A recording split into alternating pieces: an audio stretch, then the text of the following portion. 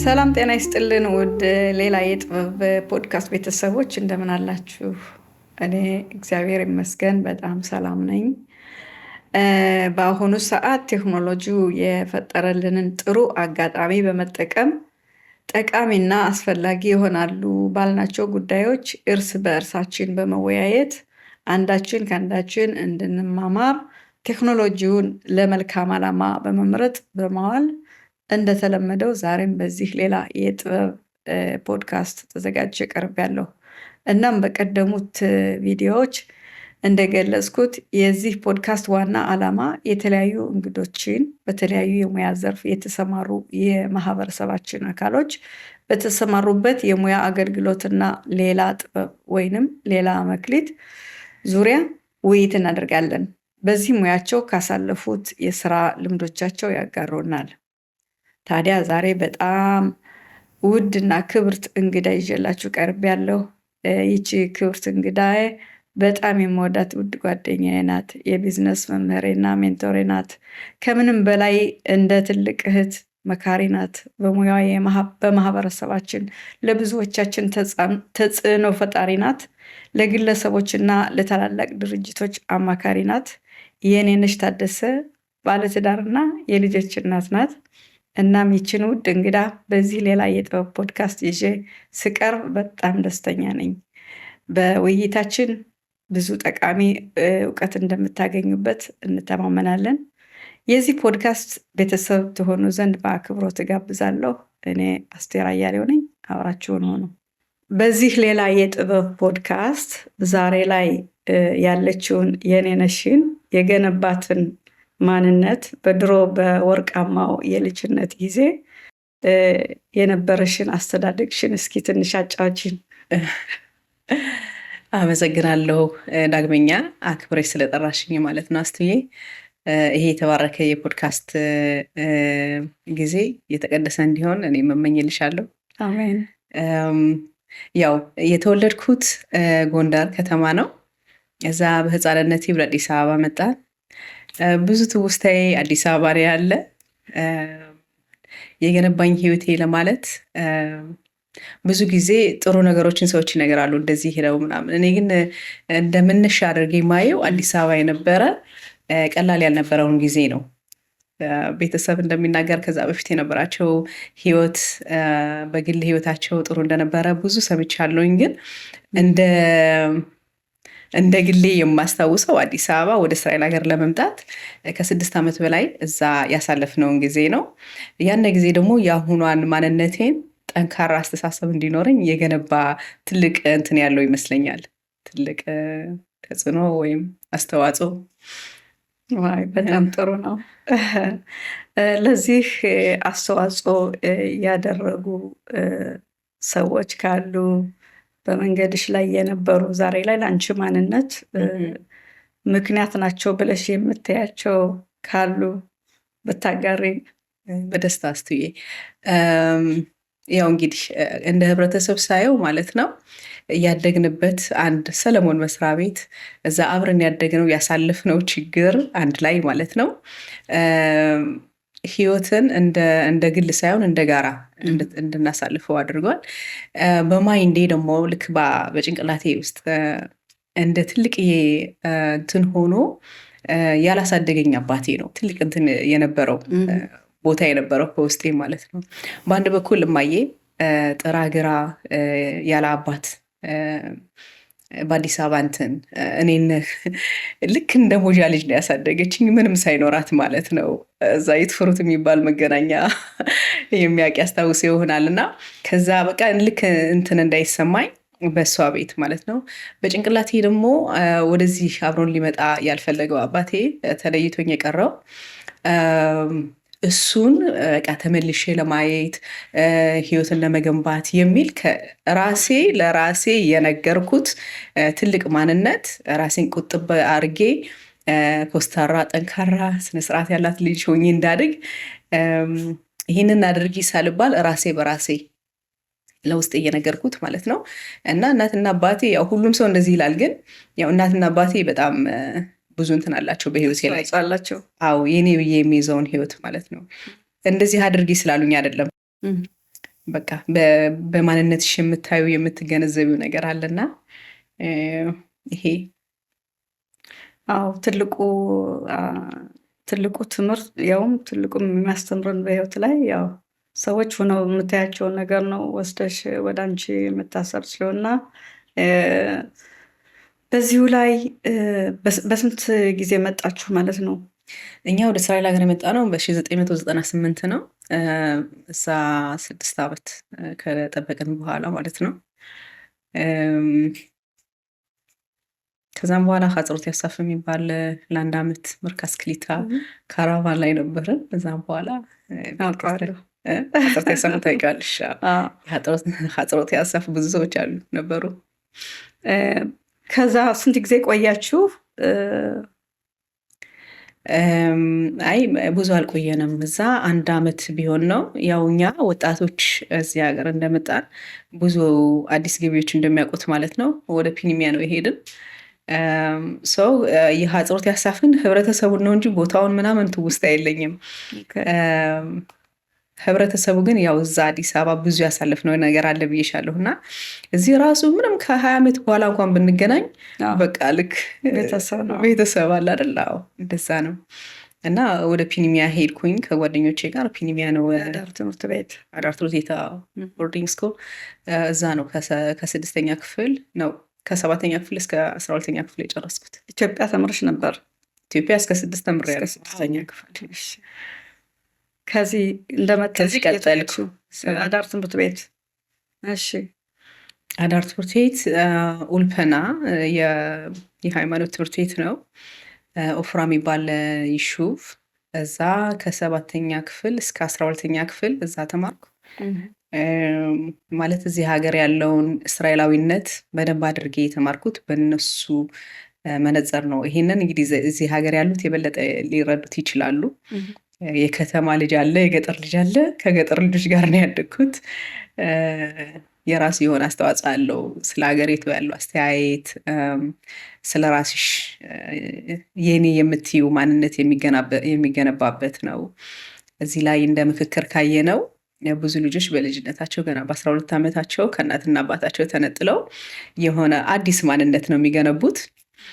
በዛ አዲስ ማንነት ውስጥ ቋንቋ መርሳት አለ፣ የቤተሰብ ባህል መርሳት አለ። አሁን ቅድም ካልኩሽ ወደ አባቴ ከመለስኩት ማለት ነው አማርኛዬን እንዳረሳ ትልቅ ይሄ የውስጤ ምስጢር የነበረው ይሄ ነው። በቃ ከውስጤ ማለት ነው።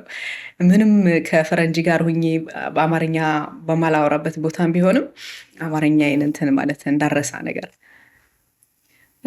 በእውነት በዚህ በኩል አብዛኛውን ጊዜ ብዙ ወጣቶች የአዲሱን ቋንቋ ለመማር ስለሚፈልጉ የራሳቸውን ቋንቋ እንዲያውም ያፍሩበታል። እና አንቺ እንዴት ይሄን አየሽው? አዎ ይኸውልሽ ስለ ቋንቋ ብዙ ማለት እንችላለን። ቋንቋ በእኔ አስተያየት ትልቅ የሀብት ነው። ሆኖም ግን ብዙ ልጆች እንግዲህ የሚማሩት በሌላ ቋንቋ ስለሆነ ከቤተሰብ ጋር ሳያድጉ ሲቀሩ ወደዱም አልወደዱም ከቋንቋው ጋር ብዙ እንትን አይሉም። ከዛ ደግሞ ጠለቅ ብለሽ ስታዩ ማንበብና መጻፍ ከማይችል ቤተሰብ ነው የምናድገው። ለአማርኛ ያለው ክብር እንደ አንድ ሀገር ማለት ነው። አሁን ለምሳሌ ከአሜሪካ የሚመጡ ከሆነ እንግሊዝኛ ተናጋሪ ቤተሰቦች ያው እንግሊዝኛ የዓለም ቋንቋ ነው ተብሎ ስለሚታይ፣ ራሻኖች ሩሲ ማለት ነው የራሻን ቋንቋ ለቢዝነስ ይጠቅማል ብሎ ስለሚታይ የሀበሻውን በጣም እንትን አንለውም፣ በጣም ቦታ አንሰጠውም ብዙ ጊዜ እንደ ህብረተሰብ ማለት ነው። እንደ ግለሰብ ደግሞ ስናየው ያው ቢፈልጉ በደንብ አድርጎ የሚያስተምራቸው ስለሌለ ይረሳል። ሲረሳ ከማንነታቸው ጋር ሲሩቁ ደግሞ ያው ማፌዝ ይመጣል፣ መደበቅ ይመጣል፣ መሸሸግ ይመጣል። ሆኖም ግን ያው እንደ እንትን እየተመላለስኩ የሰለሞን መስሪያ ቤት ልሻለሁ እንግዲህ በደንብ አድርገሽ እንድትሰሚ። እዛ ግን የሆነ በማንነትሽ ላይ እየገነባሽው ነገር አለ ማለት ማንነት ማለት ቋንቋ የማንነት መግለጫ እንደሆነ እና ያው እኔ ደግሞ እንዳልኩሽ አባቴ እዚህ ሀገር አልመጣም፣ መምጣት እንትን በራሱ ምርጫ ማለት ነው። እና በውስጤ ደግሞ ያው ግማሽ አካሌ ስላልመጣ ቋንቋ የመገናኛ ቋንቋ አይነች ብዬ በምኞት ተጠብቅ ነበር። በጣም ጥሩ ነው። በእውነት ብዙዎች ወጣቶች ይህንን ነገር ብዙ ትኩረት አይሰጡትም። ግን አሁን ላይ የሚስተዋለው ምንድን ነው? የማንነት ጥያቄ በሚነሳበት ሰዓት ከ30 ዓመት ከ40 ዓመት በኋላ እንደውም እድሜያቸው ከገፋ በኋላ ወደ ራሳቸው ማንነት ወደ ቋንቋቸውን ለመማር የሚፈለጉ ሁኔታ ይታያል አሁን ላይ እና አንቺ በዚህ ሁኔታ ላይ ማለት የምትችይው ነገር አለ? አዎ ይኸውልሽ ከማንነትሽ እኮ ርቀሽ አትኖሪም ማለት በራቅሽ ቁጥር ባዶነት ይሰማሻል። እና ደግሞም እኛ እንደ ሀበሻ ምን ብትርቂም ያሳዩሻል ማንነትሽን። ከለርሽ ነው የሚናገረው። መደበቅ የማይቻል ነገር ነው። መደበቅ አለበት እያልኩ አይደለም፣ ግን ብዙ ሰዎች ስማቸውን ቀይረው ቋንቋ አላውቅም ብዙ ነገሮች ምግብ አልበላም ባህሉን ሀበሻዊነት የሚያስብለውን እና ይሄ የኛ ድህነታችን ነው እንደኔ አስተያየት። ይህንን በብዙዎች አታይም። እኔ እንደሚመስለኝ ማለት ነው። ለዚህም ብዙ አስተዋጽኦ ያለን ይመስለኛል። በኛ ጊዜ የመጡት 30 ዓመት ምናምን ያለው እዚህ አሁን ማለት ነው። ብዙዎቹ በአማርኛቸው እንዳያፍሩ፣ በአማርኛ ስማቸው እንዳያፍሩ፣ በልብስ እንዳያፍሩ እንትን ትንሽ ቦታ የሰጠን ይመስለኛል። ያው አደረግን ለማለት ሳይሆን ሆነ ስታሳዩ እኔም እኮ ብለው ሰው የሚያደርጉት ነገር አለ አይደለ? አዎ። እና ይህንን እንደ ህብረተሰብ ሳየው ድህነት ነው። አሁን እንደ አሜሪካ ያሉ ኢትዮጵያውያኖች ራሳቸውን አይሸሽጉትም። የአማርኛ ስማቸውን የአማርኛ ቋንቋቸውን አይሸሽጉትም። ካልቻሉ ያፍራሉ ስለማይችሉ እንጂ አልችልም ብለው አይጎርሩም። ገብቶሻልም ብለው እና እዚህ ላይ ደግሞ ሌላ ማለት የምፈልገው አንዳንዴ መስሎ ለመኖሩ ህብረተሰቡን እንዴት ነው የምትከፊው ክፍያ አለ እንደ ህብረተሰቡ ለመሆን እና ያው አንድ ሃይማኖት ነው ያለን አንድ ባህል ነው ያለን ብለን እንትን ስንል በቃ ቋንቋም አንድ መሆን አለበት የሚል በቃ ተጽዕኖ የሚያደርግና መስሎ ለመኖር የሆነ ነገር ይመስለኛል። እያንዳንዱ ግን ወደ ራስን ማንነቱ ሲመለስ ያው ማንነት የሚፋቅ ነገር አይደለም። እናም ይመለሳሉ፣ እየተመለሱም ነው ወደ ራሳቸው ወደ ስማቸው። እውነት ነው። በእውነት በማንነት መጽናት ይሄ አብዛኛውን ጊዜ አንዳንድ ሰዎች ምን ይላሉ? ማንነትን ስታሳያቸው ያከብሩሃል ይላሉ። ምናልባት የኛ ከዚህ ያለን የቤተ እስራኤል ማህበረሰቦች ምናልባት የኢትዮጵያዊነት ማንነታችን በቤተ እስራኤላዊነት ማንነት የቀየር ነው ይመስላል። ምክንያቱም አብዛኛውን ጊዜ መናገር የሚፈልጉት ቋንቋውን ዕብራይስጡን መናገር የቤተ እስራኤሉን ሕይወት መኖሩ ነው እንጂ አማርኛ ቋንቋ እንደሆነ የማንነት ጥያቄ እንደሚያመጣ ምግቡን ራሱ መመገቡ፣ ልብሱን መልበሱ፣ ባህሉን መኖሩ ራሱ ይሄ ማንነት ነው። ግን ብዙ ጊዜ ጎልቶ የሚታየው ከሌሎች ሀገራቶች ጋር ስናስተያየው ማለት ነው። ከኛ ከዚህ ከእስራኤል ውስጥ ያለ ነው አብዛኛውን ጊዜ ወደ የትኛው ወደ ቤተ እስራኤላዊነቱ እናደላለን። ምናልባት ይሄ ምክንያት ይሆናል ብለሽ ታስቢያለሽ? ሊሆን ይችላል። ይሄ እኮ በአንድ ላይ የሚሄድ ነገር ነው ማለት የተለያየ አይደለም። አሁን ለምሳሌ የእስራኤልን ህብረተሰብ ስንወስደው ማለት ነው ከየመን የመጡ ጂውሾች አሉ፣ የይሁዲ እምነት ተከታዮች ከራሻን የመጡ አሉ፣ ከቱኒስ የመጡ አሉ፣ ከአሜሪካ የመጡ አሉ፣ ከካናዳ የመጡ አሉ። እያንዳንዳችን እንግዲህ እስራኤል ሀገር 78 ዓመቷን ነው ያከበረች እና ሁሉም ተሰዶ ከነበረበት ሀገር እየተመለሰ ነው የመጣው እና እያንዳንዱ የራሱ የሆነ ባህል ይዞ መጥቷል። አለባበስ ይዞ መጥቷል። ቋንቋ ይዞ መጥቷል። ብዙ ማለት ነው።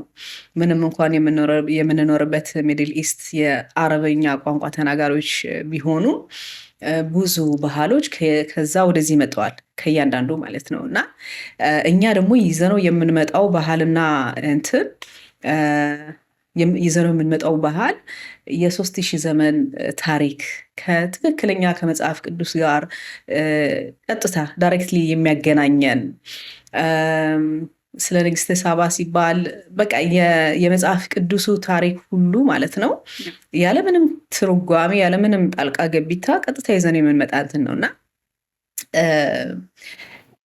እንደዚህ መሆን ሁለቱም አንድ ላይ መሆን ይችላል። ኢትዮጵያውያን ሆነህ እስላም መሆን እንደምትችል ሁሉ ኢትዮጵያውያን ሆነህ ክርስቲያን መሆን እንደምትችል ነው። ኢትዮጵያውያን ሆነህ የይሁዲ እምነት ተከታይ መሆን ትችላለህ። እና ያንን ይዘን ስንመጣ ግድ እንደውም እንደሚመስለኝ በቃ ትክክለኛ ከመጽሐፍ ቅዱስ ታሪክ ጋር አብሮ የሚሄድ ነው የሚመስለኝ እንደ አንድ አማኝ ማለት ነው። እና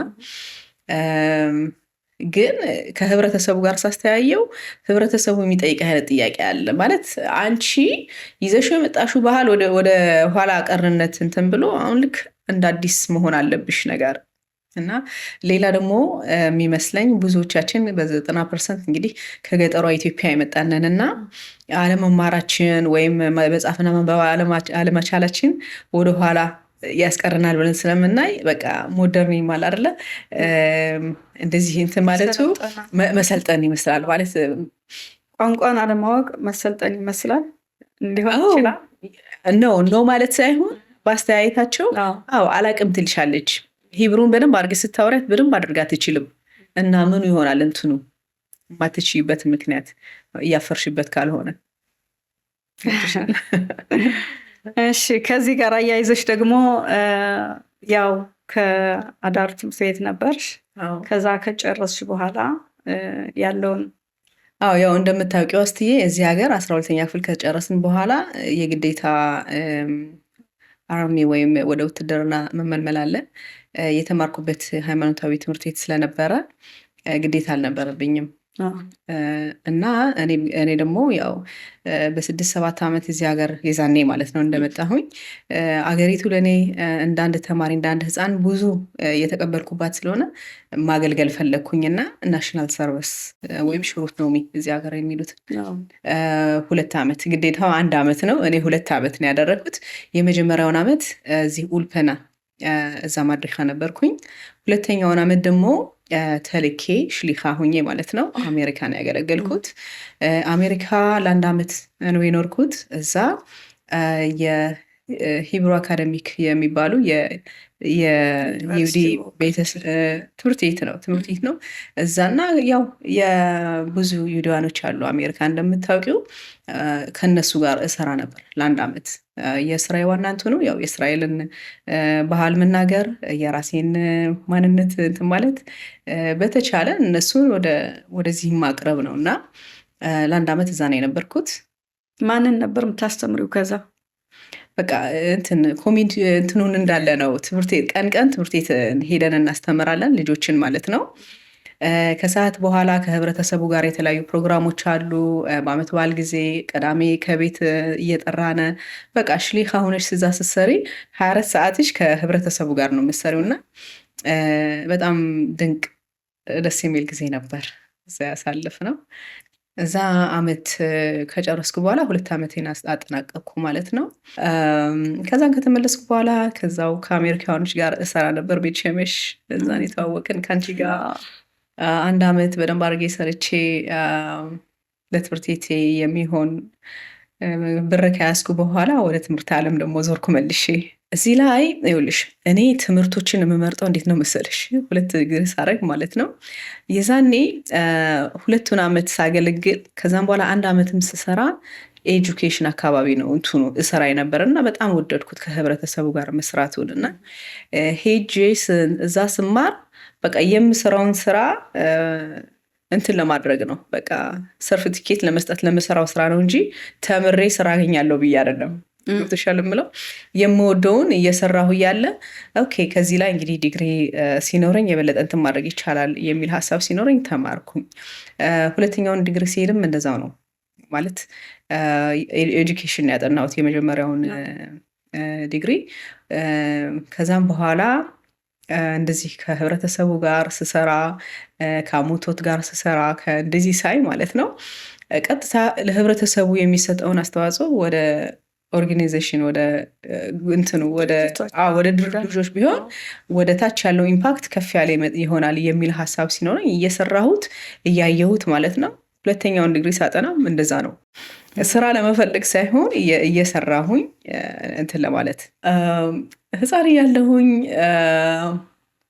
ሳይኮሎጂስት ለመሆን ነበረ ፍላጎቴ፣ ምኞቴ ማለት ነው። ብዙ ጊዜ ከሰዎች ጋር በደንብ አድርጎ መግባባት፣ ማውራት ትዝ ይለኛል። ልጅ ሆኜ ራሱ ማለት ነው ከሚቶች ጋር ነው በደንብ አድርጌ የምግባባ የማወራ የነበረ እና ያው ህልሜን አሳክቻለሁኝ። አዎ እያሳካሁት ነው በእንትን ማለት ነው። የማደርገው ስራ ከዛ የራቀ አይደለም። እንደውም ብዙ ጊዜ መታፔሬት ነሽ ይሉኛል ሰዎች ማለት ሳልላቸው ሳይኮሎጂስት ነሽ የሚል እንትን ይሰጡኛል፣ ግን አይደለሁም።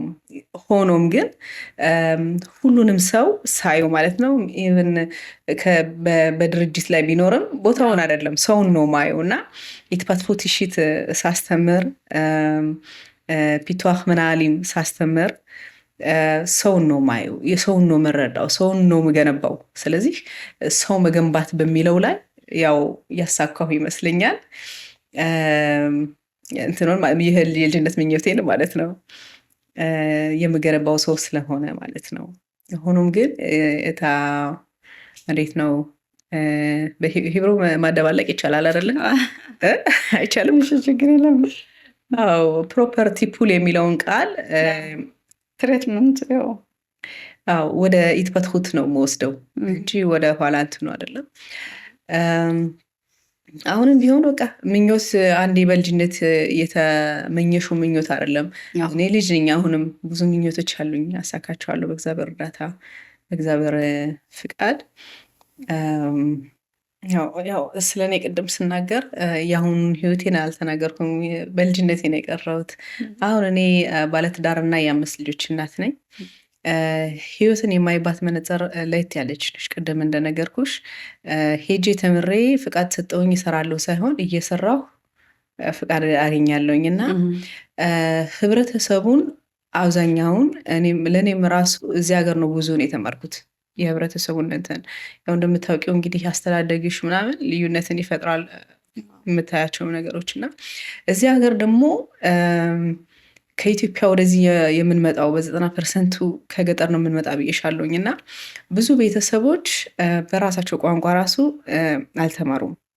ልጆች ሲያሳድጉ እዚህ ሀገር ተምረው የሚያድጉት ወደ ቤተሰብ ያላቸው አስተያየት በቃ እነሱ እየተማሩ ምሁራን እንደሆኑ እነሱ ባህሉን እንዳወቁት ልጆች ማለት ነው እና ከኋላ ቀር ቤተሰብ እንዳደጉ አድርገው ነው ብዙ ጊዜ የሚያዩትና የሚተረጉሙት።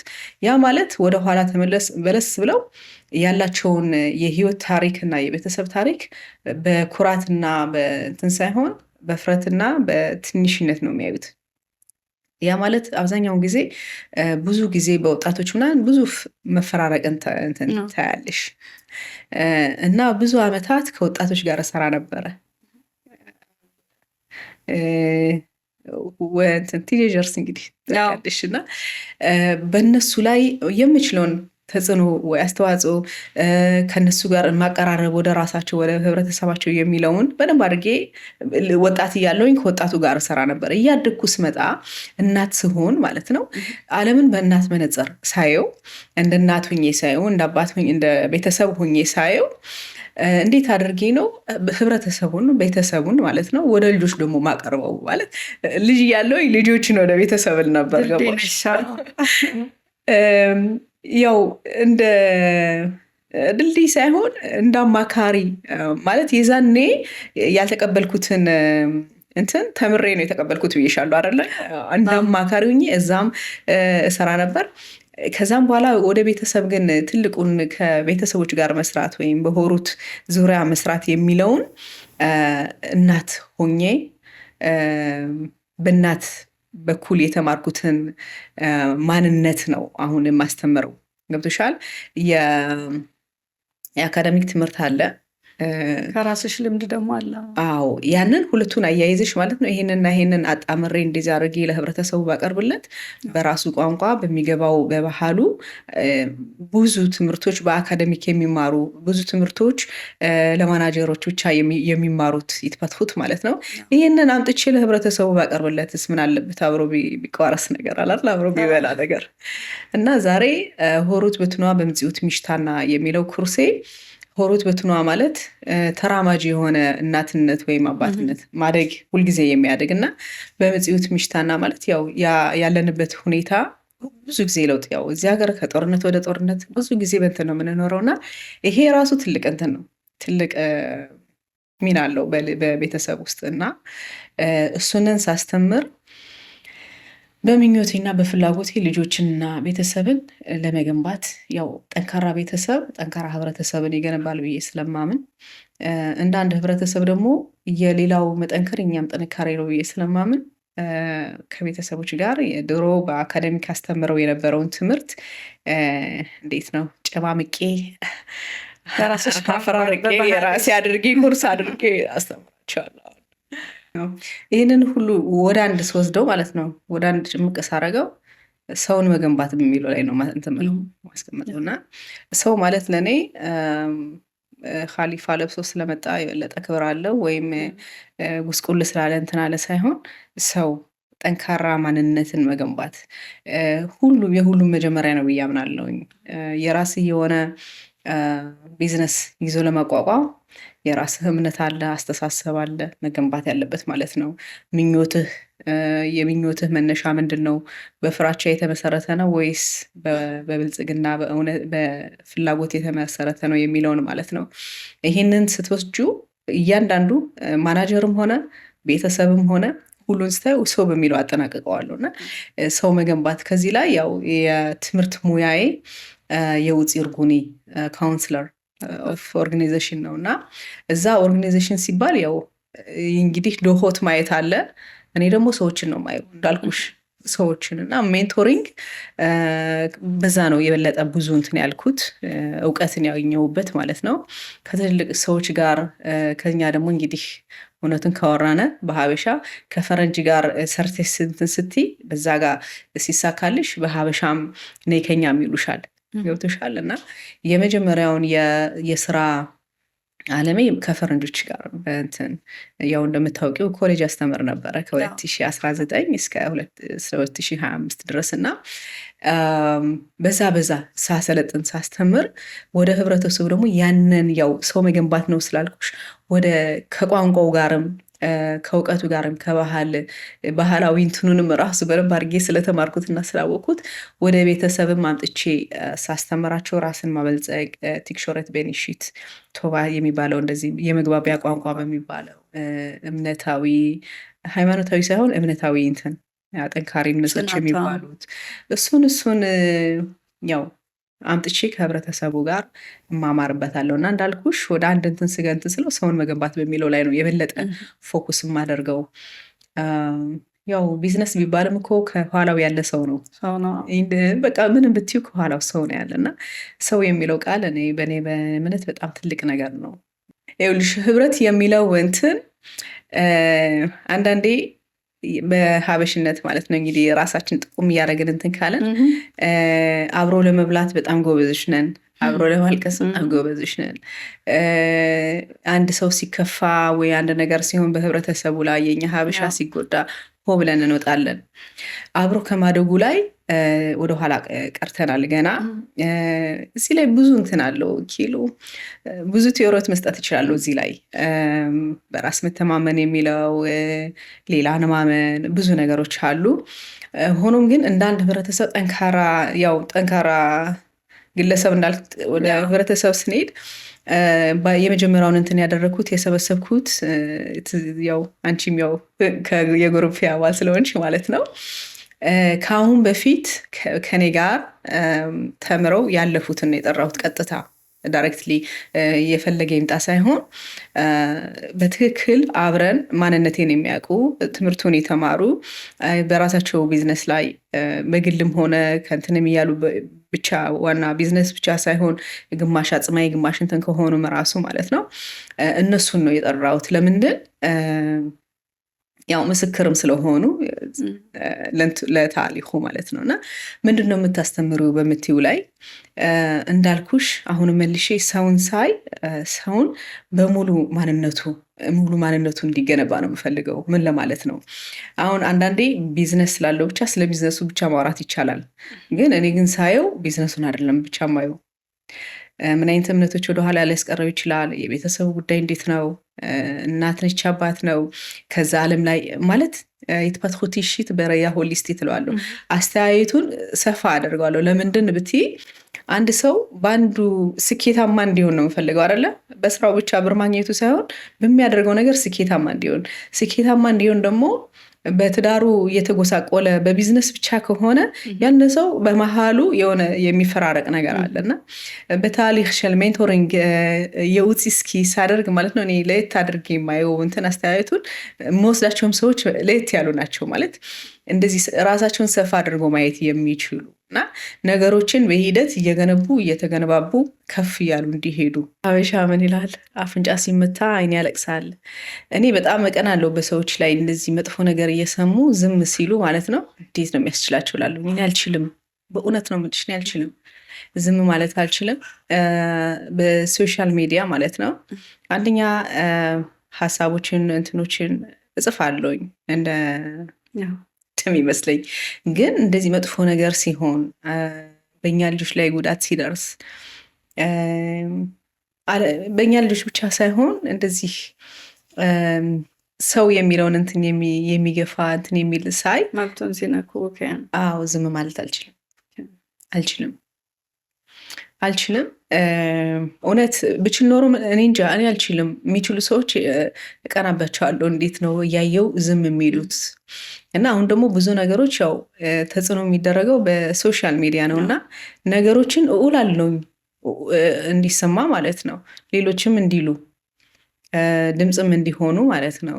ለምንድን እኔ እያንዳንዱ በሚችለው የሌላውንም ህመም መታመም ካልቻልን እኛን እንትን የሚያደርገን ምኑ ነው? ገብቶሻል? ከኔ በላይ ነው። ዝም ማለት አልችልም።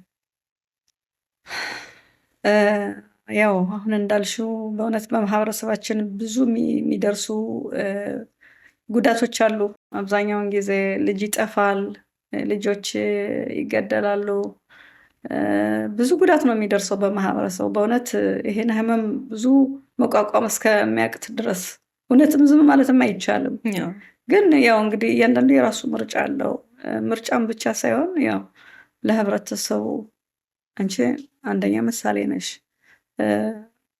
ችሎታውም አለሽ፣ ድምፅሽን ማሰማት ትችያለሽ እና እንደው ድምፅ እየተሰማም እንኳን ብዙም ለውጥ የለውም እና እንደው እስኪ አሁን እንደው ለምሳሌ ስለጠፋችው ልጅ ከመርካዝ ክሊታ ወይም ደግሞ የአዲስ ገቢዎች መኖሪያ ባለፈው ዓመት ወጥታ የቀረች የ9 ዓመት ልጅ እስካሁን ድረስ አልተገኘችም። 2 ዓመት ሆነ እና ስለዚህ እንደው ምን የምትይው ነገር አለሽ?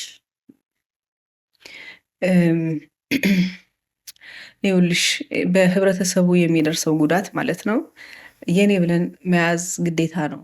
ዛሬ ከሌ ሊሆን ይችላል፣ ነገ አይበልና በዘመድሽ በእንትን ላቀርበው እንኳን አልፈልግም። ገብቶሻል? ሊደርስ ይችላል።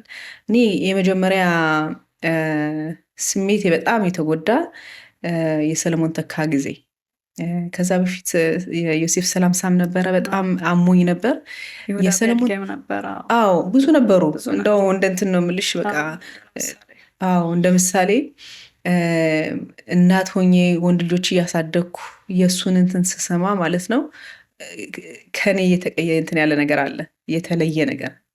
ኦኬ እና የመጀመሪያ በጣም ስሜቴን የጎዳው የዮሴፍ ሰላምሳና የእንትን ሰለሞን ተካ የነበረ ጊዜ ማለት ነው። የዛኔ ልክ እንደ አንድ እናት ወንድ ልጆችን ማሳደግ እንዴት በቀላል ልጅ ሊጫወት ከጓደኞቹ ጋር ወጦ ህይወቱ ያልፋል እያልኩ ማለት ነው። እና በዛ ላይ በግል ህይወቴ የተለያዩ ውሳኔዎችን ወስኛለሁኝ ለራሴ ብዙ እንትን ከከተማ ወደ ሞሻባ እንዳልፍ እንትን የሆነኝ ምክንያት የሆነኝ ዋናው ብዙ ይሄ ነው ላልልሽም አልችለው። አሁን ደግሞ ከ2 ዓመት በፊት ህፃኗን ልጄን አቅፌ ትዝ ይለኛል። እሑድ ቀን ነው በ7 ሰዓት ልጅ ጠፋች ብለው ልክ በቃ በ2 ቁጥር ያው 12 ቁጥር በእንትን ሲል በጣም ጣቢያ እንትን እንደሆነ ገባኝ። በጣም ቀጥታ ወደዚህ አያስተላልፉም ብዙ ጊዜ 24 ሰዓት ጠብቀው ምናምን ነገር ነው። እና ከዚህ ላይ የሚገርመው አስቱዬ ህፃን ልጅ ነች። 10 ዓመት ያልሞላት የ8 ዓመት ከምናምን ነው የነበረች። የዛኔ 9 ይላሉ እንጂ 8 ዓመት ከምናምን ነው የነበረች። 9ኛን እንኳን አላካበረችም። እና ካለችበት ከመርካዝ ክሊታ አዲስ ገቢ ወላጆች እዛ ተሰርቃ ከ2 ዓመት በላይ እስራኤል እንግዲህ በጣም ኃይለኛ ሀገር ነች። ኃይሏን እናውቃለን። የአይጥ እንዴት ነው የዝንብ ጠንባሳ ማግኘት የምትችል አይነት ነች። የዝንብ ጠንጋራ። ሆኖም ግን በእሷ ላይ ስናየው ልክ በቃ ምንም እንደሌለ እና እንደዚህ አይነት ነገሮችም እየሆኑ ዝም ማለት አልችልም። የምችለውን ማለት ነው። ብዙ እንኳን ማድረግ ባልችል እውላለሁኝ በዛ በረሻት ወጣ ህብረት ህይወት ስሙ አስተዋሳችኋት ወይ? ስሟ ማን ነው? ሃይማኖትን እንዳትረሱ። እግዚአብሔር ይመስገን በእውነትም የህብረተሰቡ ሁሉም ያውቃታል። አሁን ሃይማኖት ስትይ የማያውቃት የለም። እዚህ ላይ እንደ ህብረተሰብ ያው ከእንትኑ ካያያዝ ነው ማለት ነው። አሁን በዚህ ሳምንት ውስጥ 10 ሰዎች ተገለዋል። በዚህ ሳምንት ሁሉም ስለ ሀበሻው በጣም እንትን ይላል። በዚህ ላይ ኃይላችን በጣም ትንሽ ብንሆንም ትልቅ ኃይል አለን ለማሰማት ማለት ነው። መደራጀት ደግሞ ብንችል ብዙ ውጤቶች ማግኘት እንችል ነበረ። ግን እስካሁን ድረስ መደራጀት አልቻልንም፣ ገና ነን። ወደ ህብረት ስመለስ ህብረት ዋና ዓላማው ጠንካራ ሰዎችን በቡድን አደራጅቶ የራሳቸው የሆነ ማህበር እያደረጉ እንዲደራጁ በራሳቸው ኃይል ነው ዋና ምኞት ፍላጎቴ። ለምንድን ነገሮች በአንድ ላይ ከሆኑ በአንድ ላይ መደራጀት ከቻልን ማልቀስ እንችላለን ብለናል። በአንድ ላይ መብላት እንችላለን፣ መጎራረስ። ግን አንድ ላይ ደግሞ መስራትና ውጤት ማግኘት ብንችል ከዛም በኋላ የሚደፍረን የለም። ምንም ትንሽ ብንሆን እንኳን የሚደፍረን የለም። ይህንን ሀበሻዊ ወኔ ደግሞ ገና ቀስቀስ ያስፈልጋል በደንብ አድርገው። በጣም ጥሩ ነው በእውነት ተወርቶም አያልቅም። አንቺ ጋር ለማውራት 40 ደቂቃ አይደለም እዛ ላይ ብዙ ሰዓቶች ያስፈልጉናል ብዙ ለመወያየት እና እስኪ እንደው አንድ መልእክት ለወላጆች ለሚያደምጥ ማለት የምትፈልጊው ነገር ለምሳሌ በተለይ በማህበረሰቡ አሁን እየደረሰ ባለው ሁኔታ እንደው ምን ብናደርግ ይሻለናል? በእርግጥ ተናግረሻል። አሁን ግን የበለጠ ምን ብናደርግ በቃ ማንነታችን በቃ እንዳይደፈር ሊሆን ይችላል? እዚህ ላይ እውነትም እንደ ህብረተሰብ መደራጀት ከቻልን አንድ ክሞ ሚሽማር ኤዝራሂ እንደሚባለው ማለት ነው። በፈረንሳይ ያሉ ይሁዳውያኖች የራሳቸው የሆነ ሚሽማር አላቸው ታውቂያለሽ? በሚስጥር እንትን ያለ ማለት ነው። እና እንትን ምንድን የሚባለው ጠበቃ። አዎ ለእንደዚህ ሮንድ መቆም እንደማለት ነው በኢትዮጵያ ሮንድ እንደመቆም በቃ እንደዛ እንትን ብሎ በኮሚኒቲ በራሱ በእንትን ሳይሆን የራስ የግል የሆነ እንትን ኢቨን እንኳን 50 ብር እያወጡም ቢሆን የሆነ እንትን ኬርን ይዞ ማለት ነው። እንደዚህ መጥፎ ነገር ከሆነ በጣም የኔ አሉ የተባሉ ጠበቃዎች የኔ ብለው እንዲይዙት ወዲያውኑ ማለት ነው። መፈለግ ምናምን ሳይሆን ወዲያውኑ ህብረተሰቡ የኔ ነው ማለት የግላዊ ነገር ሳይሆን እንደዚህ እንደ ህብረተሰብ ሁሉን ይነካል የምንለውን ነገር ጠበቃ እንትን ቆሞ እንትን የሚል የራሳችን የሆነ ነገር መደራጀት ብንችል ይመስለኛል ለብዙዎች አራያ መሆን እንችላለን። አሁን ባለው እንትን ያው ያዝኑልናል፣ ወይኔ ይሄ እንደዚህ ያለ ይባላል። ግን አልተፈራንም፣ አልተከበርንም፣ ገና ነን፣ አልተከበርንም። በእውነት ነው የምልሽ። ከለቅሶ እንዲደርሱልኝ አይደለም የምፈልገው። ከሞተ በኋላም ጸደቅ እንዲኖር ነው። የገዳዮች እንዲታሰሩ፣ የጠፋ ልጅ ካለ ወዲያውኑ እንዲገኝ፣ ከነዚህ ጋር እኛ እንትን አንልም እንዲሉ ሎሊት አሰኪታ። አሁን የኛ ልጆች ወጣቶች በብዙ እንትኖች በአደጋ ላይ ነው ያሉት። በጣም በብዙ ይሄ ነው ብሎ አንከፍተውም። አሁን ግን በጣም በብዙ እና አንዳንድ ህብረተሰብ ለመፈራት ራሳችን አክብረን በራሳችን መቆም ከቻልን የራሳችን የሆነ ነገር ቢኖረን ምናልባት የዛኔ ነገሮችንም ውጤት ለማግኘት ይረዱናል ብዬ አምናለሁ። በጣም እናመሰግናለን። በጣም በእውነት ጊዜሽን ሰውተሽ በፍላጎት በእውነት ያን ያህል ሀገር ተጉዘሽ መተሽ እንደዚህ ያለሽን እውቀትሽን ያለሽን የህይወትሽን ልምድ ስላካፈልሽን በጣም እናመሰግንሻለን። እግዚአብሔር አክብርልን። እርግጠኛ ነኝ ይሄ መጨረሻው አይደለም። በእግዚአብሔር እርዳታ በሌላ ጊዜ የምንገናኝ ይሆናል እና በጣም አመሰግንሻለሁ። አመሰግናለሁ አስቱዬ። እግዚአብሔር ከአንቺ ጋር ይሁን። እንደዚህ የእውነት ሀሳብሽ ደግሞ ሰፋ ብሎ ከሀገር ውስጥም ከሀገር ውጭም ላሉት ሀበሾች መማማሪያ እንዲሆን እመኝልሻለሁኝ። ያው ታሪካችን ወደ ውስጥም ወደ ውጭ መውጣት አለበት። የአማርኛ ቋንቋ ደግሞ መበልጸግ አለበት። ለዚህ ደግሞ አንቺ ያው የጥንካሬ ዘውድ ነሽ። በዚሁ ላይ በመጽሐፍሽ ማታ ማታ የማነበው መጽሐፍሽ የምወደው መጽሐፍሽ እና እግዚአብሔር ይባርክሽ። ከልብ ነው አመሰግንሽ። የተወደዳችሁ የሌላ ጥበብ ፖድካስት ቤተሰቦች ከሁሉ አስቀድሜ አብራችሁን ስለሆናችሁ ምስጋናዬ ላቅ ያለ ነው። የዛሬው ውይይታችን ይህን ይመስል ነበር።